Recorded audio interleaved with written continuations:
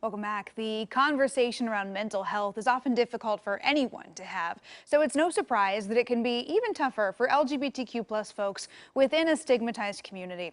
This Pride Month, we're shining a spotlight on mental health for the queer community and why it is so important to be a source of support.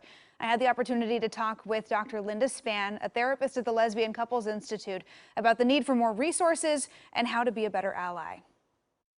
When it comes to mental health and being part of the LGBTQ community, does that inhibit individuals' access to care or treatment? Are there additional barriers there? I think sometimes there are some barriers that in the medical profession, in both the health side and the mental health side, sometimes there's not as much cultural competency when it comes to LGBTQ community. And we have found that sometimes people in this community are not prioritized in the same way that heteronormative folks are. Mm-hmm.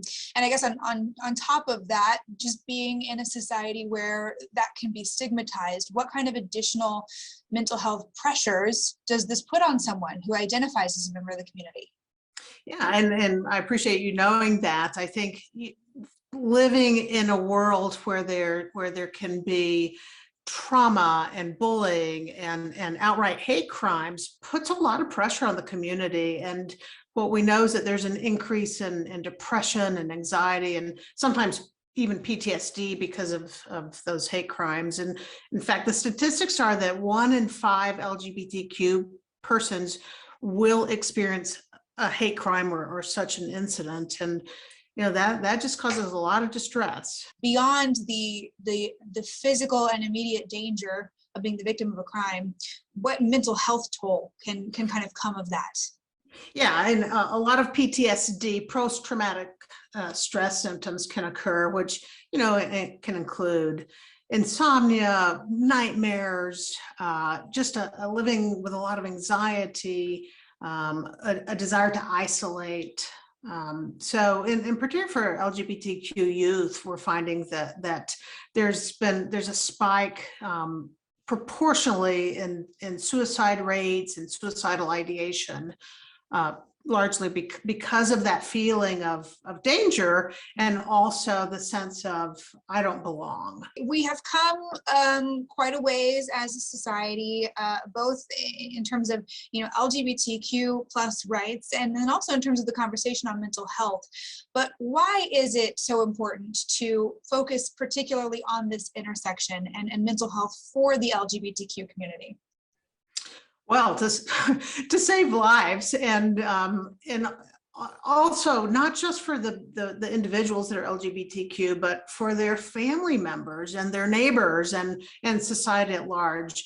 This impacts everybody. Well, if a trans kid commits suicide or there's rampant PTSD in the community, then there's a ripple effect across all of society. So what role can everybody have then in improving mental health and improving outcomes?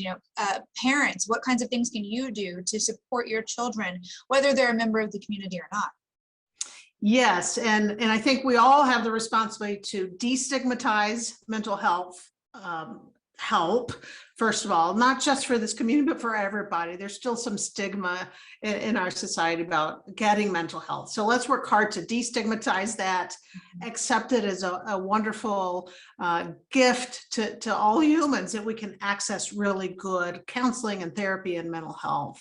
So that's one thing. The other thing that I think both parents, grandparents, educators, everybody can work to, starting really young with your babies and toddlers, start normalizing the diversity in our world. There's some great children's books out there that are affirming of diverse families and relationships and children. So start reading those books to your kids.